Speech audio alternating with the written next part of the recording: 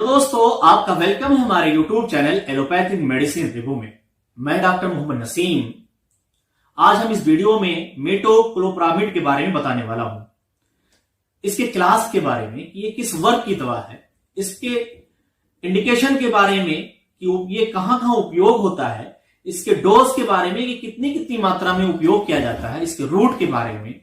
इसके स्ट्रेंथ के बारे में कि मार्केट में ये किन किन फॉर्म में उपलब्ध है, इसके ऑनेस्ट ऑफ इफेक्ट के बारे में, शरीर के अंदर ये कितने समय के अंदर काम करने लगता है, इसके ड्यूरेशन ऑफ एक्शन के बारे में कि शरीर के अंदर ये अपना प्रभाव कितने समय तक बनाए रखता है, इसके कंट्राइंडिकेशन के बारे में कि कहां कहां इस दवा का उपयोग नहीं करना चाहिए, इसके एडवर्स इफेक्ट के बारे में कि इस दवा से लेने से क्या क्या दुष्प्रभाव हो सकते हैं, इसके स्पेशल प्रिकॉशन के बारे में, विशेष सावधानी के बारे में कि किन किन बीमारियों में इस दवा को विशेष सावधानी के साथ लेना चाहिए, पीडियाट्रिक्स को लेना चाहिए कि नहीं लेना चाहिए, और 60 साल से ऊपर वालों को ये दवा देना चाहिए या नहीं देना चाहिए, और ब्रेस्ट फीडिंग के बारे में कि ब्रेस्ट फीडिंग में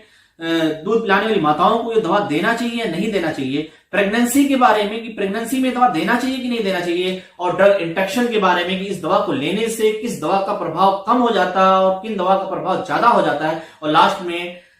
ओवरडोज ट्रीटमेंट के बारे में कि इस दवा को ज्यादा ले लेने से क्या क्या परेशानियां पैदा हो सकती हैं और इसका उपचार क्या है। तो हम इसके बारे में आज बताने वाला हूं।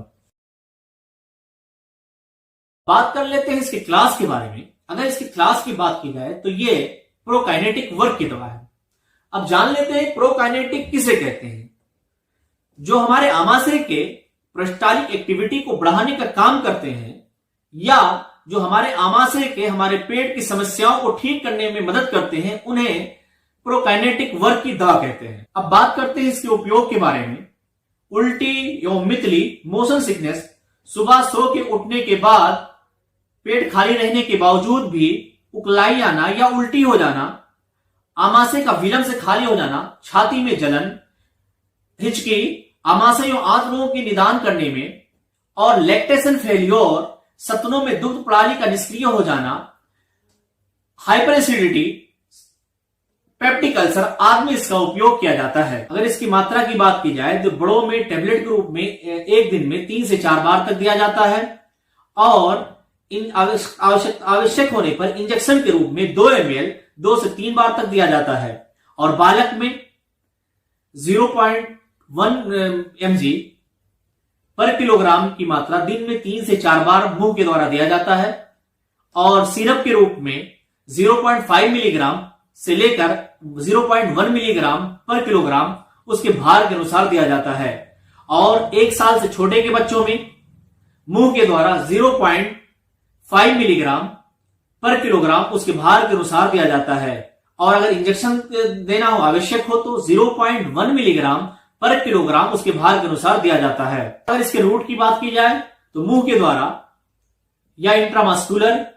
और आईवी के द्वारा दिया जाता है। बात करते हैं इसकी उपलब्धता के बारे में, तो ये टैबलेट और इंजेक्शन और सस्पेंशन के रूप में मार्केट में उपलब्ध है। अब बात करते हैं कि ये दवा शरीर के अंदर कितने समय में काम करने लगता है, तो ये दवा शरीर के अंदर 1 घंटे के अंदर काम करने लगता है। अगर बात करें कि शरीर के अंदर ये दवा अपना प्रभाव कितने समय तक बनाए रखता है, तो शरीर के अंदर ये दवा अपना प्रभाव 6 से 8 घंटे तक बनाए रखता है। अगर इसकी विशेष सावधानी की बात करें तो गुर्दे के रोग में और लंबे समय से जिगर की बीमारी में इस दवा को विशेष सावधानी के साथ देना चाहिए, और आमाशय आंत्र के ऑपरेशन होने के बाद 3 से 4 दिन के बाद इसको देना चाहिए। अगर बात करें इसके दुष्प्रभाव के बारे में, डायरिया, चेहरे की मांसपेशियों में टास का लगना, ड्रॉसीनेस, मांसपेशियों में खिंचाव, तनाव, थकान, डिप्रेशन आदि इसके दुष्प्रभाव होते हैं। अगर बात करें कि इस दवा को किन किन बीमारियों में नहीं देना चाहिए, मिर्गी, छाती के कैंसर में, आमाशय मार्ग में रुकावट होने पर, डिस्टोनिया और पार्किंसन में इस दवा को नहीं देना चाहिए, और अगर छोटे बच्चों की बात करें तो छोटे बच्चों में इस दवा को नहीं देना चाहिए। अगर गर्भावस्था की बात करें तो गर्भावस्था में इस दवा को सावधानी के साथ देना चाहिए, और दुग्ध अवस्था में भी विशेष सावधानी के साथ देना चाहिए। अगर 60 साल से ऊपर वालों की बात की जाए तो 60 साल से ऊपर वालों में विशेष सावधानी के साथ घटी हुई मात्रा में देना चाहिए। अगर इस दवा के अंतर प्रभाव की बात की जाए तो पैरासीटामोल और एस्प्रिन इस दवा के अवशोषण को बढ़ाते हैं। अगर इस दवा के घटने की बात की जाए, कौन सी दवा इसके प्रभाव को घटाती है, तो ओपेडियस एनाल्जेसिक इस दवा के प्रभाव को घटाती है। दोस्तों, कैसा लगा ये वीडियो? क्या वाकई अच्छा लगा कि लगता है?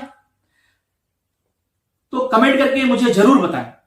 अगर आपको कोई डाउट हो तो उसे मुझे लिखिए, अगर सवाल हो तो उसे भी मुझे लिखिए। अगर आपको अच्छा लगा हो तो लाइक और शेयर जरूर करिए और सब्सक्राइब करके बेल आइकन की घंटी दबाना ना भूलें, ताकि आगे आने वाली वीडियो की नोटिफिकेशन आप तक पहुंचती रहे। Thanks for watching my video.